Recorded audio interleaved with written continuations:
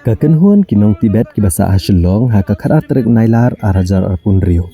Kila penlong ya ka jingalang ha ka Old Assembly Gate ban thang membeti ban penpau ya ka jing persya ya ki mat trekam ni ki polisi jong kri China. Kani ka jingalang kalong ban penpau ka jing sngosi bat ban buram yaunong ki ulap ga rangzan. Ubal shimno ela ka jong ka jing im ka thang ila dia kamat ki United Nations headquarters ha New York ubnai jilio kasnam arajar arpun rio. Nalor kani kinong Tibet kilakan tat ya kaan betmai jong China ka law on promoting ethnic unity and progress. Namar ki keno bagani ki gabut ban penjot ka kerteng ka ketian ba ka dustur jong gijat meru Tibetan. Hapo ka kerteng jong gijing terli kari.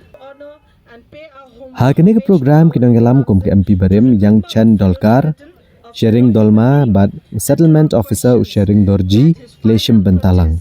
Ha ka ba shibun ki kentai bat senrang ki badai ki Tibetan. Kila kilen do melaka klik kum kadak jong kajing snosi bat kajing persya.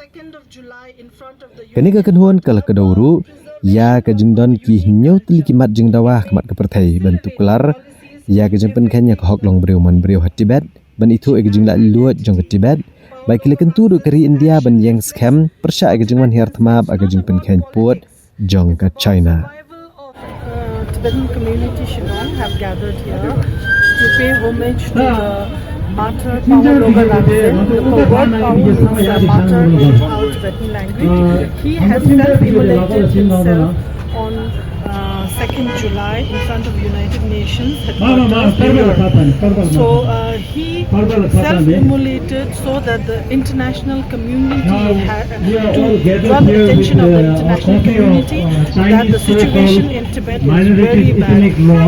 And recently China has implemented the law called promoting ethnic unity and we condemn law. this Chinese so-called ethnic minority law. Actually, it is to wipe out the minorities, wipe out the identity, wipe out the language. So that way, the Chinese ethnic minority law. if you speak Tibetan, it becomes illegal in Tibet. So that way, we want to protest against that law and we want to let the whole world know what is happening in Tibet.